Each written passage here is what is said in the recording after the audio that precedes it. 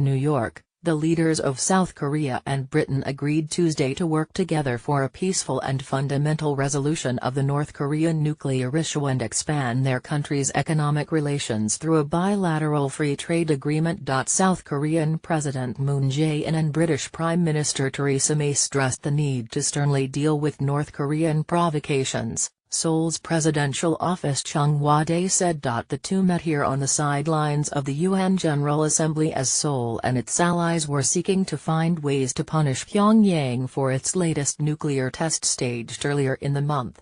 The two leaders agreed to work closely together and continue their discussions to peacefully resolve the North Korean nuclear issue fundamentally and comprehensively at an early date, while agreeing to continue taking stern measures against North Korean provocations through UN Security Council, Chung Hwa-dae said of the meeting. The Communist North conducted its sixth and apparently most powerful nuclear test so far on Sept.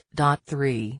Pyongyang also fired an intermediate-range ballistic missile on Friday, marking its 16th missile test since the beginning of the year and 10th since Moon took office in May.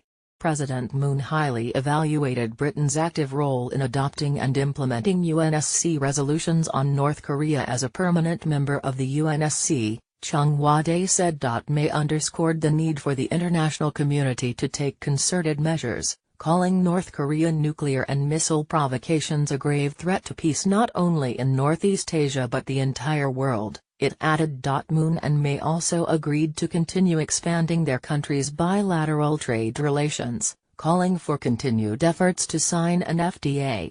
Noting the importance of creating new jobs and growth engines, the two leaders noted a need to sign a Korea-Britain FTA that will help expand the countries' bilateral trade and investment regardless of Britain's exit from the European Union and agreed to develop their discussions and cooperation to that end, the presidential office said in a press release. The South Korean president vowed efforts to improve his country's ties with Britain. President Moon said he always appreciated Britain for sending many troops to South Korea during the Korean War. He said he will continue to develop the Korea-Britain relationship to the highest level throughout his presidential term, Chung Hwa-dae spokesman Park Soo-yoon told a press briefing. Meanwhile, the spokesman noted the Moon-May summit marked the last of Moon's meeting with leaders from all five veto-wielding members of the UN Security Council.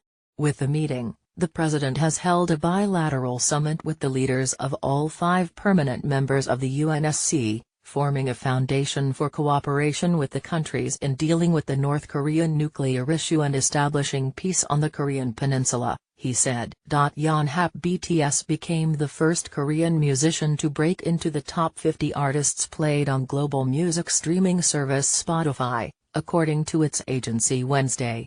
DNA, lead track of BTS' latest EP album Love Yourself, Her, reached number 50 on the Spotify's global top 50 playlist, according to Big Hit Entertainment. The chart ranks the most streamed artist on the platform on a daily basis.